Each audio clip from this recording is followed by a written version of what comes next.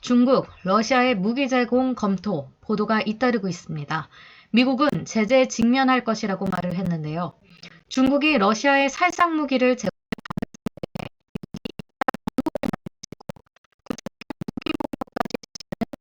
이어지고 있습니다. 미국이 개전 직후부터 레드라인이라고 즉 이 선을 넘으면 바로 전쟁이다.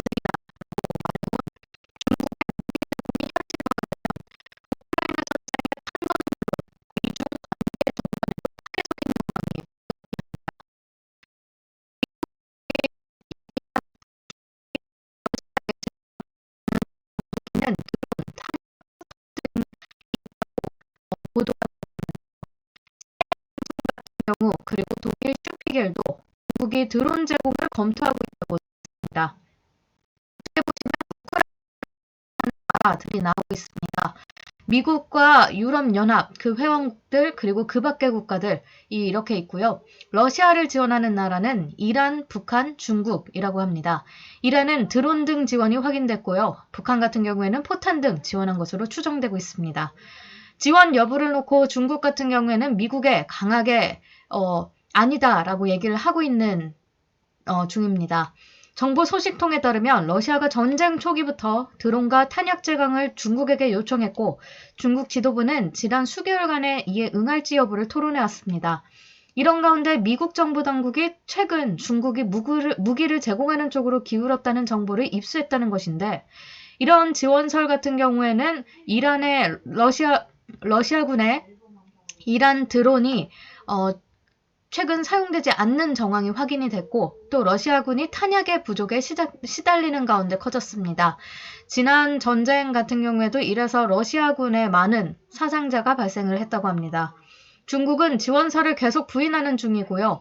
왕원빈 중국 외교부 대변인은 중국은 분쟁 지역이나 교정국에게 무기를 지원하거나 판매하지 않는다고 밝힌 상황입니다. 두 번째 소식입니다. 북아일랜드에서 영국까지 본섬 통관 절차 완화를 내용을 담은 영국과 EU의 브렉시트 협약 수정 합의가 있었습니다. 새로운 브렉시트 협약에 합의를 했는데 이는 양자 간의 새로운 전환점이 될 것이라고 보인다고 했습니다. 그렇지만 영국 내 반발이 사그러질지는 미지수입니다. 리시 수넥 영국 총리와 우르줄라 폰데이 라이엔 유럽연합 집행위원장은 영국 위전에서 윈저에서 회담을 하고 공동 기자회견을 했습니다. 이를 윈저 프레임워크라고 하는데요.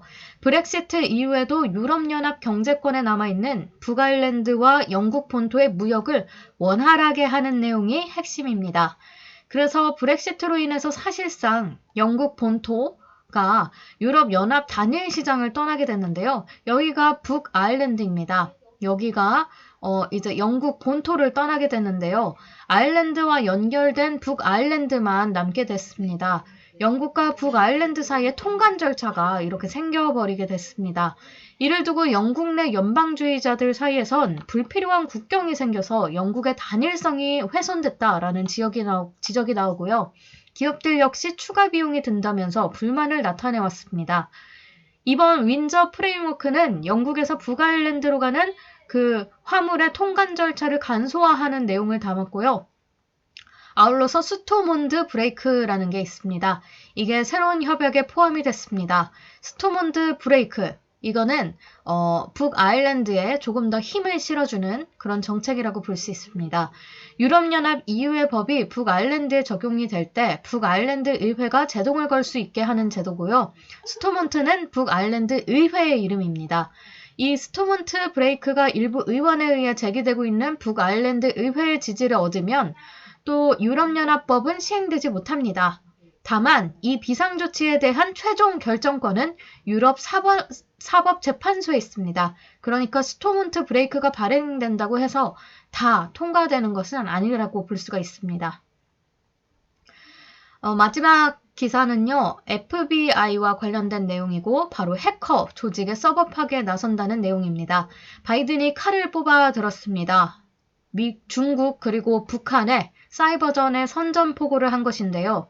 2일 국가 사이버 안보 전략을 발표를 했습니다. 북한과 중국, 러시아, 이란을 이 4개국을 주요 사이버 적성국으로 규정했습니다. 이는 미국 내 주요 인프라 및 금융기관 등을 노린 사이버 공격이 급증하는 데 따른 것인데 특히 북한에 대해서는 암호화폐 탈취, 랜섬웨어, 공격을 통해 얻은 수익으로 핵 야망에 힘을 보태고 있다고 전했습니다. 그러니까 핵을 조금 더 핵 개발을 늦추기 위해서 또 이러한 해커 조직에 대한 움직임을 막을 필요도 미국은 있는 것이죠. 구체적으로 이번 파괴 작전에 사령탑을 연방 수사국으로 정한 점도 눈에 띕니다. FBI가 이 사령탑 리더가 됐습니다. 백악관의 이번 발표는 바이든 행정부가 해킹 단체들의 사후 대응하는 차원을 넘어서 이들의 네트워크를 선제적, 프리이미티브로 파괴하는 방식이 가장 특징이라고 볼 수 있습니다. 지난 1월에 밝힌 성과는 80여 국가의 병원과 학교, 금융기관 등을 상대로 랜섬웨어 공격을 벌여 1억 달러 이상을 빼돌린 해킹 단체 하이브를 폐쇄하는 데 성공했습니다. 두 개 정도의 상식을 전해드릴 텐데요. 하나는 샤오칭이라는 중국 해커 조직입니다. 얼마 전에 우리말 학회 등 12개 학술기관 그리고 공격을 했고요. 또 2,000개 기관에 공격을 예고를 한 사실이 있습니다. 과기정통부가 이제 과시용 목적으로 이런 랜섬웨어 등을 공격한 걸로 목적이 있습니다. 북한의 주요 해킹 조직 3가지가 또 다른 상식이라고 볼 수 있는데요. 첫 번째는 라자루스입니다. 주로 금융기관이나 방송을 주로 해킹을 했고요. 또 안다리엘 같은 경우에는 우주 방산업체 정부기관을 해킹했습니다. 킴수키도 특이한 이름이지만 외워두기 참 좋은 그런 이름이라고 볼 수 있는데요. 정부기관, 정치인, 탈북민을 주요 공격 대상으로 하며 주요 해킹 사건도 꽤 여러 차례 있었던 것으로 보입니다. 마지막으로 이번 주의 금주의 용어, 시사 용어입니다. MWC라고 여러분 아시나요? 모바일 월드 콩그레스라고 하는 건데요. 스페인 바르셀로나에서 개막하는 세계 최대 모바일 이동통신 전시회를 일컫습니다. 모바일 올림픽이라고도 불리기도 하는데요. 최근 이 MWC가 스페인에서 바르셀로나에서 열렸죠. 여기에서의 화두가 하나가 있습니다. 바로 뜨거운 감자가 망 사용료입니다. 망 사용료라고 볼 수가 있고요. 통신망 네트워크 사용료를 부과하는 문제를 놓고 논쟁이 벌어지고 있습니다. 넷플릭스와 유튜브 등 트래픽을 대량으로 발생하는 콘텐츠 사용자들에게 망 사용료를 부과하기 위해 법 제정을 열었습니다.